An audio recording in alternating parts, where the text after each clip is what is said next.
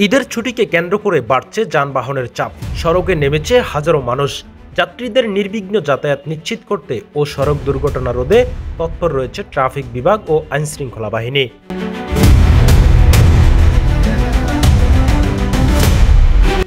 বিশেষ করে রাজধানীমুখী ও গ্রামমুখী গুরুত্বপূর্ণ সড়কগুলোতে নজরদারি জোরদার করা হয়েছে।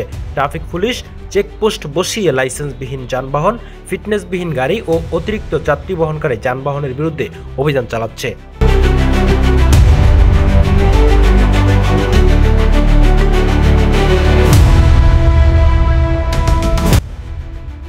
জনসাধারণকে সচেতন করতে চলছে প্রচারণা। ট্রাফিক পুলিশ হ্যান্ডমাইকে যাত্রীদের নিরাপদ ভ্রমণের আহ্বান জানাচ্ছে।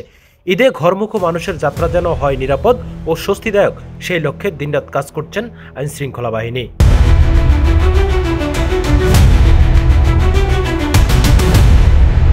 অবৈধ যান চলাচল বন্ধে এমন উদ্যোগ যাত্রীদের মাঝে কিছুটা স্বস্তি ফিরিয়েছে। নিরাপদ সড়ক ও শৃঙ্খলিত পরিবহন ব্যবস্থা করতে এই নজরদারি অব্যাহত থাকবে বলে জানিয়েছেন সংশ্লিষ্টরা।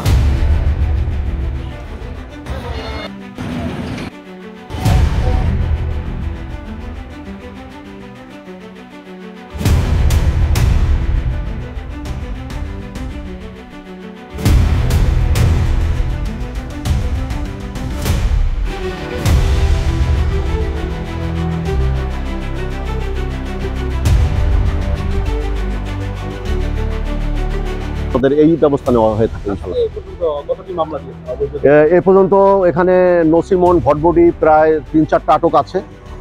সিএনজির যেগুলো সামনে লোক নিয়েছে 3 জন 5 জন 7 জন 3 জনের অতিরিক্ত যে সমস্ত যাত্রী নেওয়া হয়েছে সেগুলো ব্যবস্থা নিয়েছি এবং এ পর্যন্ত প্রায় 3টি গাড়ি আটক আছে এবং 60টি গাড়ির মতো আমরা মামলা করেছি।